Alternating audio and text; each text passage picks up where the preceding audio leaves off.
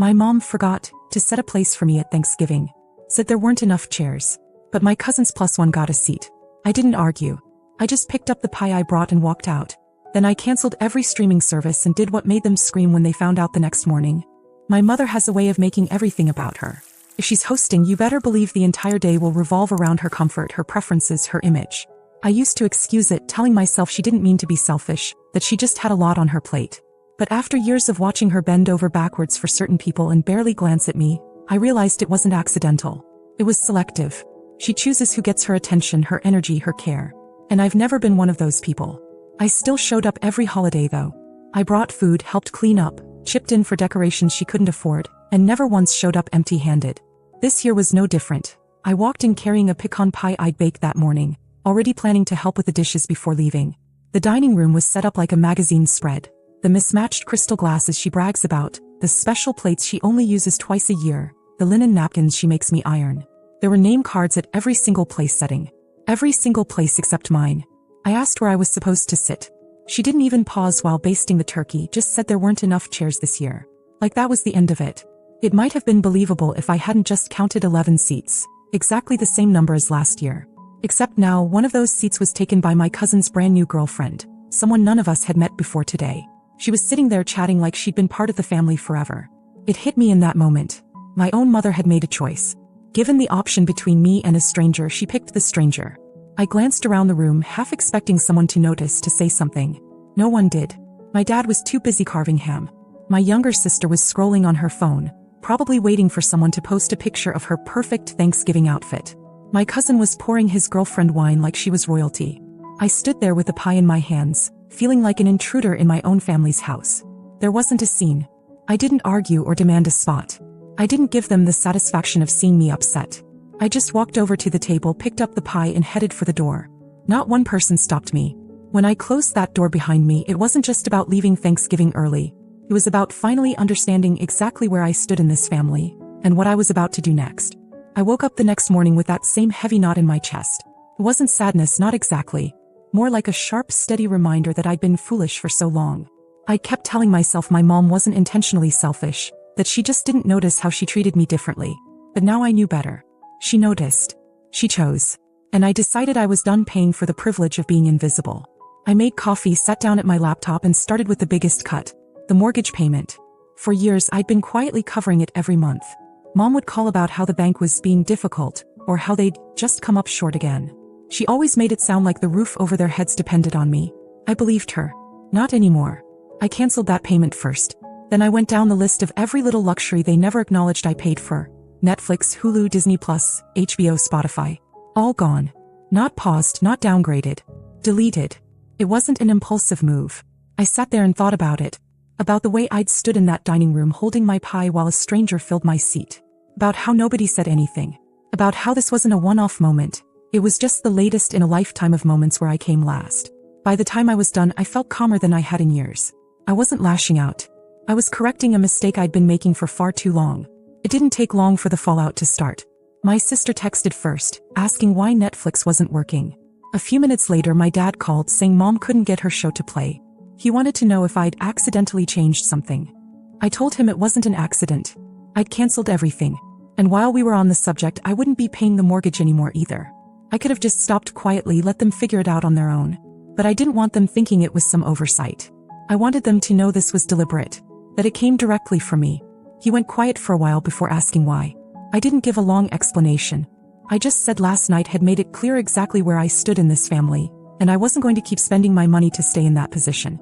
By lunchtime, the messages were rolling in. Mom guilting me about abandoning them, Dad trying to bargain, my sister chiming in about how I was overreacting. Every one of them missed the point. This wasn't about the TV shows or the bills. This was about years of being pushed aside only to be pulled back in when they needed something. For the first time, I wasn't stepping back in. And something told me they weren't going to take that quietly. By the second morning after Thanksgiving, I knew they weren't done. The first wave of guilt and bargaining hadn't worked, so it was time for my mom to pull out her favorite tactic. Sending in Emily. Emily has always been the golden child. She didn't earn it. He didn't have to. From the day she was born, Mom treated her like the sun the rest of us were supposed to orbit. If she forgot to pay a bill, there was an excuse ready. If she blew through money, there was sympathy and reassurance. And if I so much as hinted that things felt uneven, Mom would look at me like I was jealous, bitter, or both. So when Emily's name popped up on my phone, I already knew this wasn't a social call. She started soft, asking if I was okay after leaving Thanksgiving. I could hear the fake concern in her voice, the kind where she's pretending to check on me but is really just gathering information for Mom. I told her I was fine. That was all she needed to pivot into the real reason she called. According to her, Mom was really hurt about the way I left. Dad was under a ton of stress now that the mortgage payment was gone. And apparently my canceling the streaming services was punishing everyone over something small. That was the word she used, small. I let her talk because I knew there was more. And there was. She said I was putting the whole family at risk by refusing to help, and that she hoped I realized how selfish that looked. She spoke like I was an outsider, some distant relative cutting ties out of spite, not the person who had been bailing them out for years. I reminded her, slowly so there was no misunderstanding, that those responsibilities had never been mine. I stepped in out of kindness. I stayed in because I didn't want to see them lose their home. But at no point was I obligated. She didn't like that answer. Her voice got sharper as she accused me of blowing up over a seating mix-up. That's what they were calling it now. A mix-up. I told her it's not a mix-up when there's enough room for a stranger but not for me. That's a choice. And it's one you remember. She went quiet for a moment and then she delivered the line I knew she'd been sent to say. Mom had been crying all morning. She said it slowly as if each word was supposed to land like a weight on my chest. And then she asked if I was happy now. It was exactly my mother's style. Not an apology, not even a real conversation. Just an emotional grenade tossed into my lap. I didn't take the bait. I told her I'd made my decision, and nothing about this conversation had changed that. Then I ended the call before she could try another angle. I sat there for a while after, letting the silence settle. I knew my mother well enough to understand this wasn't the end. If Emily couldn't guilt me into reversing my decision, Mom would try something bigger, louder, and harder to ignore.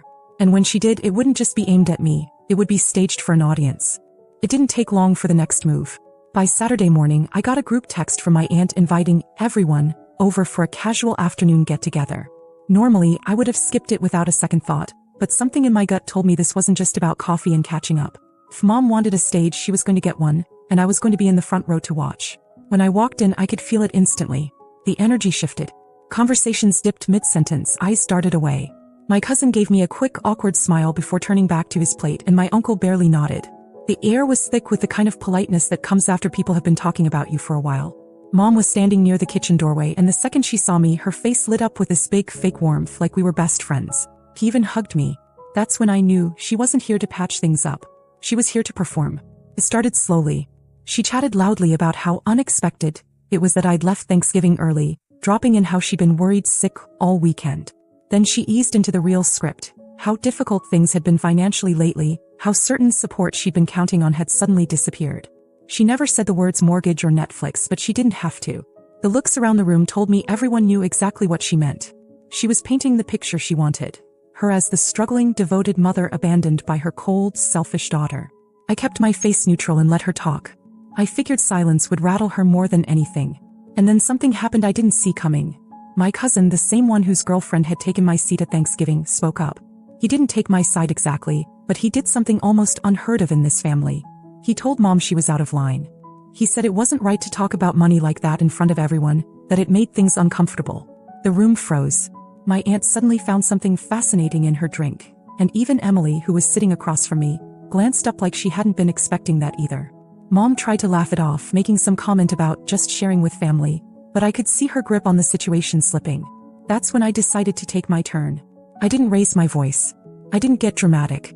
I just said, clear enough for the whole room to hear. If we're going to discuss this in public, let's be clear. I'm not your safety net anymore. You made your choice at Thanksgiving. I made mine the next morning. That's it. You could have heard a pin drop. Mom's smile didn't break, but her eyes gave her away.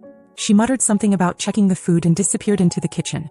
I stayed another 15 minutes, sipping coffee while pretending not to notice the sideways glances. I knew that the second I left, she'd be on the phone to Emily, rewriting the entire scene in her favor. What I didn't know yet was that her next move would make the Thanksgiving seating stunt look tame, because she was about to pull something so invasive and calculated that even I was stunned. 2 days later, I was buried in work when my phone started lighting up like something was on fire. 3 missed calls from Emily, 2 from Mom, 1 from my aunt. Then a text from a number I didn't recognize. Your mom's looking for you. You might want to check Facebook. I opened the app and my stomach dropped. Right there at the top of my feed was a long, dramatic post from Mom. She didn't use my name, but she didn't have to. Everyone in our family and most of our friends knew exactly who she was talking about. She'd written about how some people turn their backs on their family during hard times, how some daughters forget the sacrifices made for them, and how the holidays always reveal who truly cares. It was dripping with martyrdom, each line crafted to make her the victim and me the villain. Then I saw the photo. It was an old picture from years ago, me at a summer picnic smiling with my arm around her. I looked like the perfect daughter in it. And now it was being used as a prop for her public pity parade. The comments section was already filling up. People I hadn't spoken to in years were chiming in with sympathy, calling her strong and inspiring. A few even offered her money. One woman I barely knew wrote that kids these days have no respect, and that she hoped I came to my senses. My favorite was some guy volunteering to talk to me as if I was some rebellious teenager instead of a grown woman who'd been paying her parents' bills for years. I sat there for a solid minute, my hands shaking, not from hurt but from a kind of anger so clean it almost felt cold. She wasn't just trying to guilt me now. She was trying to publicly shame me into compliance. So I didn't send her a private message. I replied right there for everyone to see. I wrote that if she wanted to share the truth, she should post the part about how she gave my seat at Thanksgiving to a stranger, how I'd been covering her mortgage for years without a thank you, and how I decided I was done being treated like a walking bank account.